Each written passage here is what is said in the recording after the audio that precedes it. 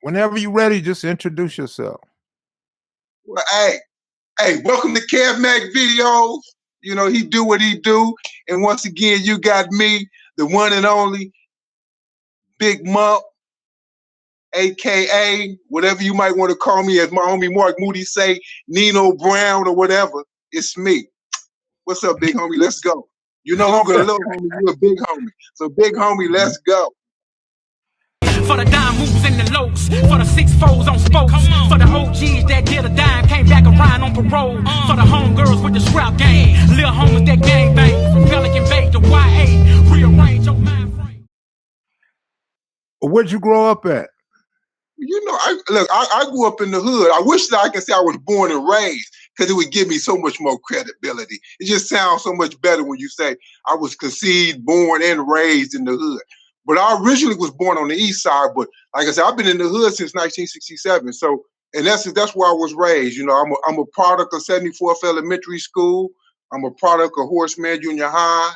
I'm a product of Crenshaw High, although I got kicked up out of there. I'm a product of Whitney Young, Dorsey, Dominguez, you know, and that's me, man. So and of course we know where I stayed. You know, I stayed right there across the street from Horace Mann, so I couldn't miss nothing. You know, I'm right there, so you're not gonna make it to the school without me seeing you. Right. Let me see. Hold on 1 second. Let me make sure everything's everything. Everything is everything. You the Mac, man. My mama told me to tell you what's happening, by the way, man. Yeah, that's cool. That's good. Let me tell you hi. Yeah, I missed it. I gotta go see it when I get back out there. And I hope I don't get a little too philosophical when we talking. I mean, whatever. If you say something you didn't like, no, you know what? You know, one of the things. I'm one of these dudes, right? I believe like in this type of format, when you having conversations about certain stuff, certain things, or you may be telling certain stories about certain things, like me, because we're all human. We're not robots. We're not droids. You know, so everybody has feelings. Though, you know, you always hear that saying, well, I ain't working with feelings. Okay, well, then I don't know what old type of nigga you are. Nigga, I'm a human being. I work with feelings. You know what I'm saying? But it's hard to sometimes tell a story because you don't want people to get the impression that you're offending them. Like, and everybody don't understand that in this lifestyle that we live, this lifestyle here, everybody's not equal. You know, it's like, that's just the reality of life. You know, I give you an example. Remember we was in Tehachapi? And remember the night when all of us was kicking it on the yard? I don't know how many of us, but it was just us, all the homies. And it was, I don't know if we might have been getting high that night or what, but when we was clowning and shit about the baseball game. Yeah. And I had fucked up. No, that was I thought that was the football game. No, was it the football? When I remember I had, because you used to say you was Michael Irvin.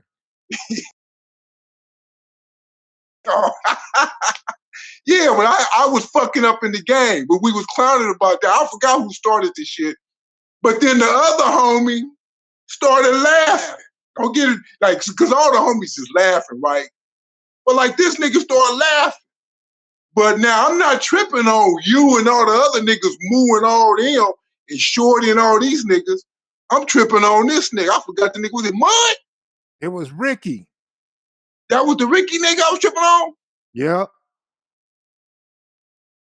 You sure that was his name? I'm positive. Because I was the nigga that asked, nigga, what you laughing at? Yeah. Yeah, okay, see, and in that sense, then that's what I mean by, okay, we in this together, nigga, but we all ain't equal. Like, okay, nigga, Kev Mac can laugh, nigga, and Kev Mac can clown. Okay, but nigga, you can't. You the homie, but it's a difference, nigga. You know, you see what I'm saying? And so, that's why I say, so in this lifestyle that we live, you know, we tread a hard line because there's a lot of niggas who don't understand that. Because a lot of niggas don't want to accept their role. A lot of niggas want to accept their position. Like when I say what I say about how I look up to certain niggas, right? You know, how I make it very clear that Big Rick is my big homie. You know, the homeboy Yodi, Kyle, that's my big homie. Now, like I said, that's not to knock other niggas. You know, Babyface is my big homie. These are the niggas that laced me and raised me. Now, that's not a knock on another nigga that's a G homie, because I'm a regular nigga, that's the G homie. But he just didn't raise me. That's all. Don't make him a bad guy. You know what I'm saying? It's no different than when you got little niggas that are little homies. They raise little homies. Okay, but my nigga's Lil Mump.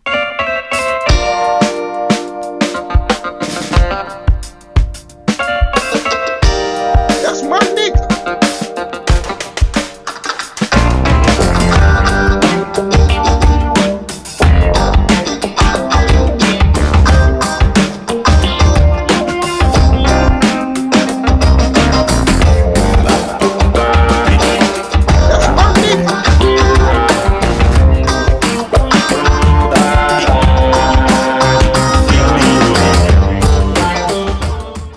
Lil Mump, that's my nigga.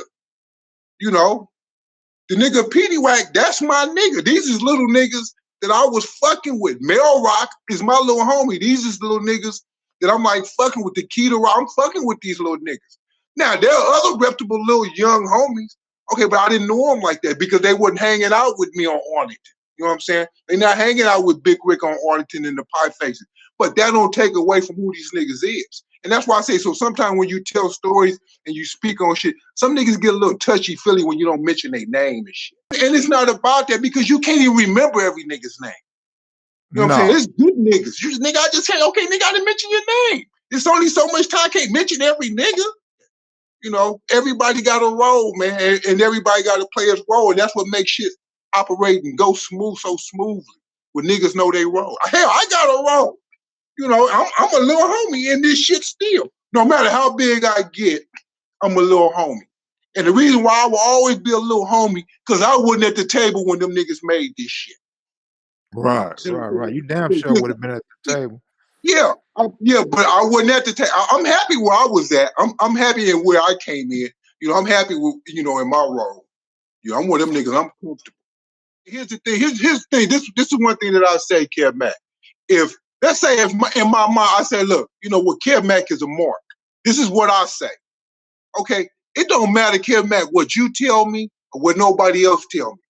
I'm gonna always have that position. Kev Mac is a mark. Now I may not say it no more. I may keep it to myself, but that's how I feel, right? And the reality, and as we go through life, we can't tell other people how to feel, right? And the reality, we can't like everybody, and everybody ain't gonna like us. You can do the perfect job, and niggas ain't gonna like you. You can be one of the most solidest niggas in the hood and in every hood. Niggas ain't gonna, they gonna find some reason not to like you. That nigga ain't shit, you know? And they may pick, you know, point to some bullshit, you know? And that's just how life is, man, you know? So the only thing you can do is please you. Yeah, ain't no doubt. But I'm saying with the platform, you know, if you ain't credible, motherfuckers is gonna troll you and shoot you down. Yeah, that's what they do. They gonna shoot you down if you is credible. Shit. Hey, the proof is that's in the what we do. Right.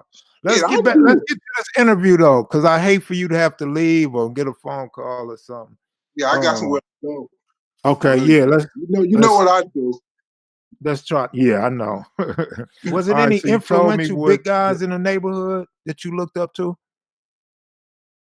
You know, I looked up to, like I said, you know, Big Rick is the one who I looked up to as far as once I got in the door, you know, into the lifestyle. But the thing about that is that I wasn't really drawn to the lifestyle because of, per se, certain people in the hood.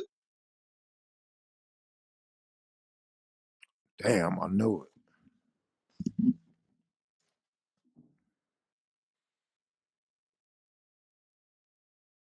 Phone call came in. But it had this impression of being cool. That's what drew me into the lifestyle. It wasn't more so like, wow, I want to be from the 60s, because the 60s didn't exist at that time as I knew it. Like, as far as like, you know, the Rollin 60s or anything with the 60s on it. It wasn't in play at that time. It was the, you know, I'm seeing these dudes with the waistline leather coats, these dudes wearing these maxi leather coats with the brim hats, the cool little derbies and all that shit with the Pendletons. And so I'm drawn to that. And I noticed that the girls are drawn to it as well. And so, you know, damn, if I get in that, shit, I get the girl. So I want to be in. So I was more so looking up into the lifestyle, so to speak, as far as how it appeared to be from the outside looking in. It was only once I got in, that I started like looking. I don't really know how many homies know him, but Kyle is the righteous homie. It's like he had a major influence on a lot of the homies that were in the second generation. And Kyle is old man's big brother. That's Dane's big brother. So I don't know how many people may know Kyle. They call, some people call him Yodi. That became later. But his name is Kyle. And who was some of the other? So he stayed on. So it'd have been like Kyle, Big Rick, Motor Mouse, Keystone. It's not the homie Keystone that run with me, but we had another dude, another homie named Alex. I looked up to Alex because Alex was real cool. Alex was real fly. Had the perm. Alex knew how to get at the girl. It's just more so like that. And then, you vibing with your dudes that you're growing up with. So it's like, me, Pie Face, the homie Big Fee, Ronnie Pace, Doe-Eye, Joe Rat. See, all of us, the Cheatums, all of us is running the streets together. Keita, all of us is young niggas. We growing up together. So we really grooming one another because that's how we're measuring ourselves on each other. We wasn't measuring ourselves on the big homie, because that would be like blasphemy. Like, you don't compare yourself to them niggas. Before the formation of the Rollin 60s, what smaller gangs do you recall in the neighborhood? You want to make sure that you stay on even keel with them. Before the formation of the Rollin 60s, what smaller gangs do you remember in the area? In that particular area? Right there, in that particular area? I remember like, I guess. Yeah, before I remember, like, they had some niggas over there. I think they was calling themselves the Bishops. You had the Avs. You had some niggas over there on Dinker. Some little Crip niggas over there. Those are about the only ones that I can, familiarize myself with. What was the relationship like between A-Tray and 60s? Okay, wait. Let me get back to this. So here's the thing, because this is what I want you to understand. Remember, I'm not a nigga that's in the streets before I enter into this gang life. So it's not like I'm in the streets and I'm knowing a lot about this Crip shit. I'm a nigga that's trying to get education. I'm a nigga that's going to school. My mother is promoting and pushing us toward education. So I went from the dude that's going to school in the classroom to, ditching, giving house parties and ditching parties at the house to this gang lifestyle. That's how I evolved. Like I told you, I'm at school playing pianos and shit at talent shows for brawls. This is me. That's good shit. That's who I was, I was a square ass nigga, man. If you ask niggas about me, you find the right nigga, they gonna tell you this. Man, Mump wasn't doing nothing but giving ditching parties in the hood. It'd be like 5 or 6 niggas and a bunch of bitches. That's what Mump was doing. Right across you from Horace, man, you want to go to the party? Go across the street on 68th, nigga, they got it going on. I laugh because, a lot of people nowadays, the older dudes, they changed their whole history into they was a beast out their mama's womb. Not me. I was soft as cotton. What was the relationship like between A-Trays and 60s in the mid-70s? Oh, it was a beautiful thing, man. If you seen one, you seen another. If you seen an A-Tray gangster, you seen a Rollin 60. You seen a Rollin 60, you seen an A-Tray gangster. We partied together. We kicked it together. I mean, they were our real, true, solid allies, because you have to remember at this time, this is when you got what you call the Crips and the True Blood Wars.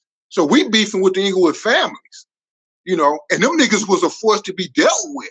Like make no mistake about it, Inglewood families was pushing a line.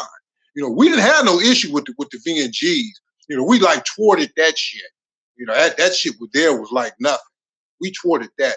So our major beef was coming with the families. And the same thing with the A-Tray gangsters. They beef was with the families. But as a whole, between us, we had a real loving relationship. These is niggas that we was going to school with, as far as like going to Horseman Junior High. That's the hub where at that school, all you had was niggas from A-Tray gangsters and the Rollin 60s.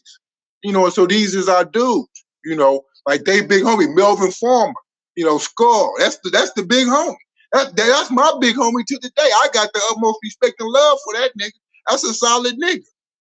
You know what I'm saying? They homie Big Vamp. That's a solid nigga.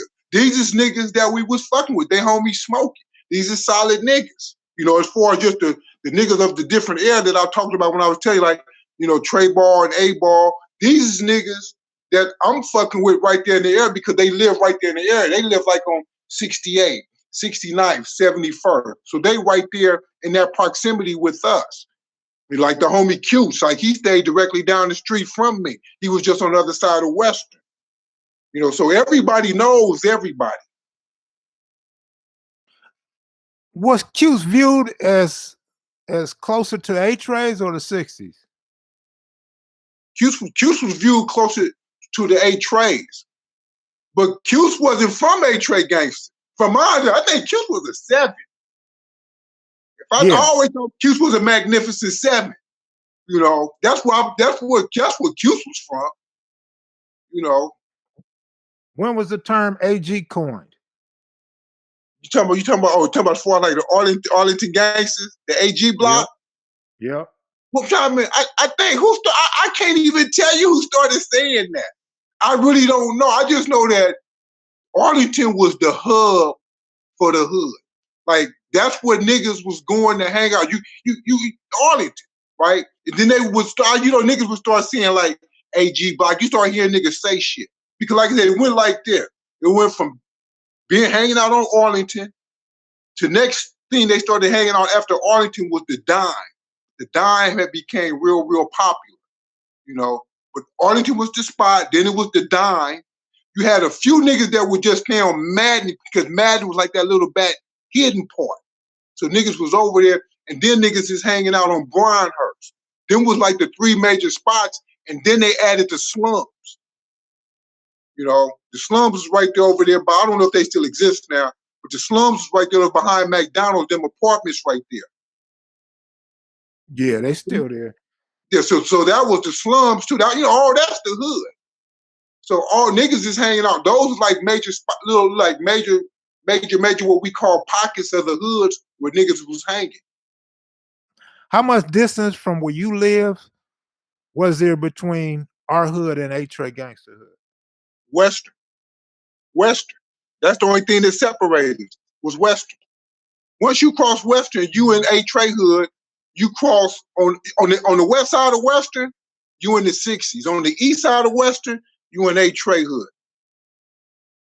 The only thing is that was, and I'm not even gonna really say that was their hood at the time, but everybody that stayed over there on that side, they were from A-Tray gangster. Harv Dog stayed right there. Gangster Brown, you know, he stayed there.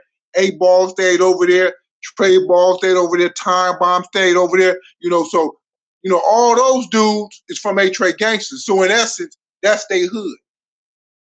What can you tell me about the 7-1 Crips? The 7-1? Never heard of them. Devil. From A-Tray gangster? All right, don't worry about it. Wait, Keystone gave me that information. They from 7-1? They became A-Tray gangsters. See, the only ones I'm familiar with is the 7 Trays. Me too. See, I'm familiar with them, right? And I don't know what they morphed into. I don't know if like they all became, because you know they had niggas from their gang like Rattlesnake, this nigga named Sir Candy Man, the nigga Booger, Little Larry, but it wasn't a whole bunch of them. You know, they might have had like 1 or 2 homegirls. They was just a block of niggas. Tell me about the relationship with the Hoovers. Well, our relationship with the Hoovers was just like that of that with the gangsters. It just wasn't as close because more so with the Hoovers, it was certain niggas. Like a lot of niggas from the foe would come and hang out in the hood with us. Like I said, the homie Lil Nun, he would always come over there, you know, kicking on Arlington. You know, he's shooting dice with the niggas who do a lot of the, you know, dice shooting. You know, we'd go and hang out in A-Tray Hoover hood, you know, and fuck with their homies, Lil Bam and all of them. I mean, because it was at that time, you know, you're talking about an era when everything was about Crip and everything was about unity. So one of your greatest joys was always going to another hood hanging out, because that's where you found a lot of like camaraderie with dudes outside of your neighborhood, because you already know your niggas. But it was always important that you knew other Crip niggas, so that when you're out and about in other situations, you know who you're dealing with. It's not like if you roll and you see a dude with the blue rag, it's not more so hitting him up about because you're looking to do something to him. At that time, you hitting him up because you want to know where he's from. And when you meet him, they invite you to their hood. You know, and then like I've been to do, I've always liked the ladies. So, you know, when you go to their hood, you know, the girls is on you. They ain't trying to fuck with their homeboys. They trying to fuck with you. And so that's more so why relationships were so good with gang to gang to gang, because it was always about, you know, we were a family. Everybody was just a different branch of one tree. That's all that really was. You know, where more so like today, you know, you don't have that existence no more.